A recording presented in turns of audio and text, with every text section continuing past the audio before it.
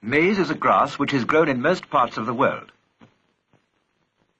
Originally, it was a native of tropical America, but now it flourishes in North and South America, Africa, Australia, Southern Asia, Southern and Central Europe, and can be grown as far north as the British Isles.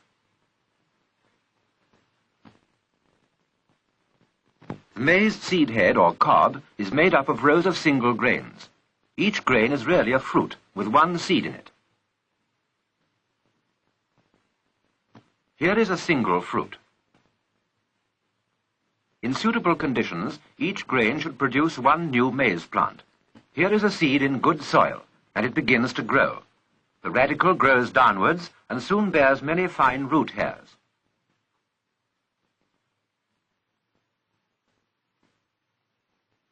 Watch the plumule. It grows upwards while several more roots grow downwards.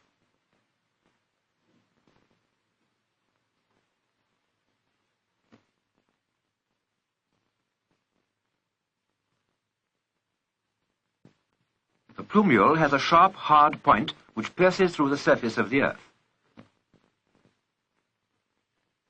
Now the young maize grows above ground.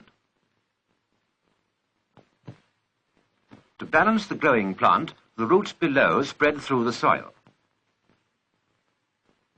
In time, leaves develop, and as their blades spread out, their surface offers much resistance to the wind. As more leaves expand, the plant offers still more resistance to the wind.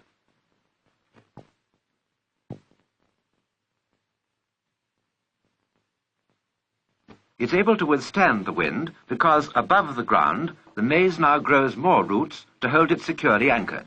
These are called strut roots. Like other green plants, the maize takes in air and gives out gases. To do this, it uses tiny openings called stomata in its leaves. Take a piece of leaf surface and magnify it very much to show one of these stomata in action. When it is open, the plant takes in air and also gives out its waste gases. In bad weather, the opening closes, so rain does not choke the plant. Instead, the drops fall from leaf to leaf till they reach the ground.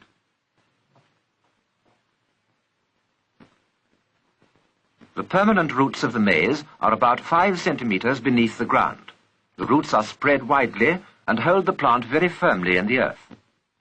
Root hairs develop, and through these the plant absorbs moisture from rain, as well as dissolved mineral salts in the soil.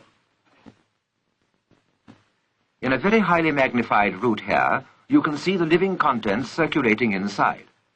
The mineral salts absorbed by the root hairs are essential for the plant.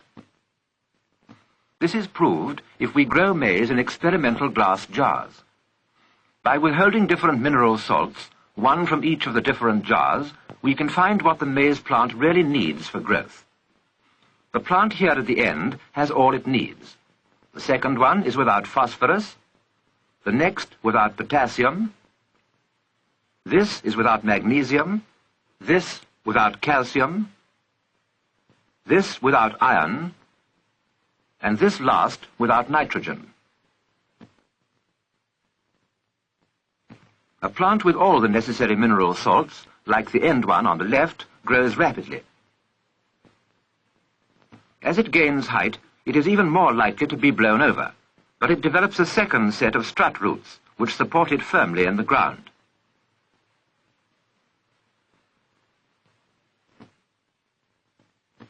A fully grown plant offers much resistance to the wind, so a third and sometimes a fourth set of strut roots are grown. The last set to grow is at the highest level.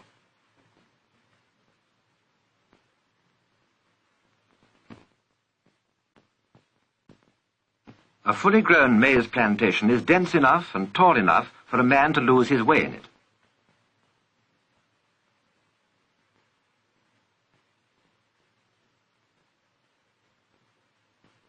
When the plant is fully grown, it flowers. First come the tassels, or male flowers. Watch these develop. Actually, the development takes about 14 days, but this depends on the weather.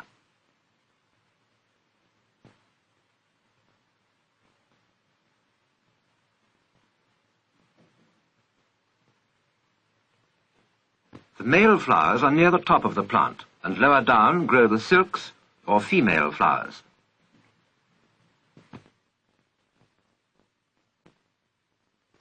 Now watch the silks develop. They also really take about 14 days to grow, but we've speeded the growth up for you.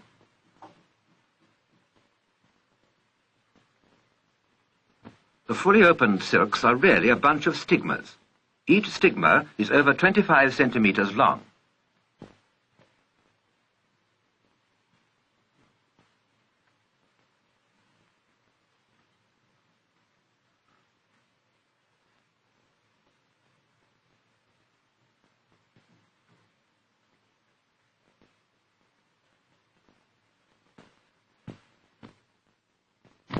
When the silks are open below, the tassels above are ripening.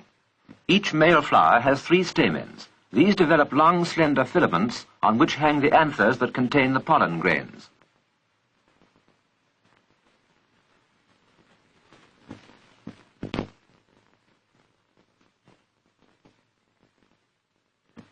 When the wind blows the tassels about, or if they are hit, the ripe anthers shed showers of pollen.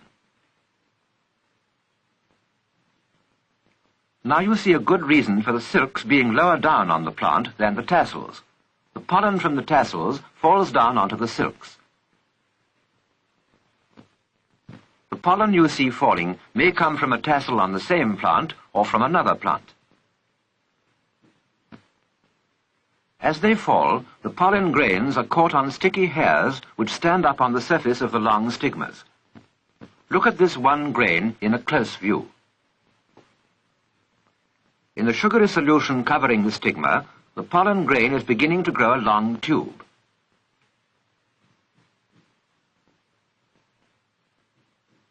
Inside, the tube is full of activity.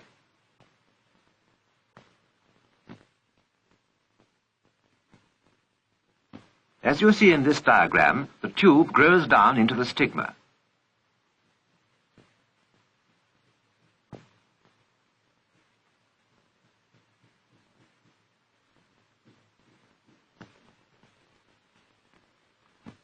It reaches the ovary at the end of the long stigma and enters the ovule. In the growing pollen tube comes a male nucleus, the sperm.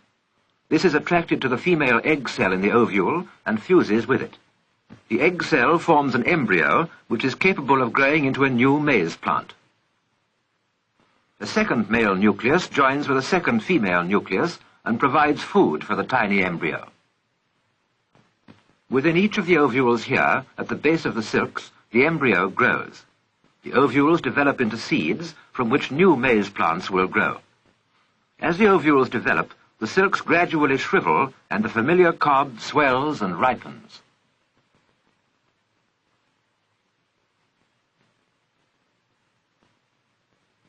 Here is a further stage of development.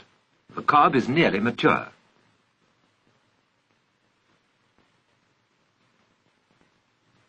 At length, the cob is ripe, and the maize is ready to be harvested. Maize is one of the chief foodstuffs of the world. It's a most valuable food, especially for livestock of all kinds. In many countries, certain kinds of maize are made into bread. Maize is a remarkable grass, and it is the universal corn.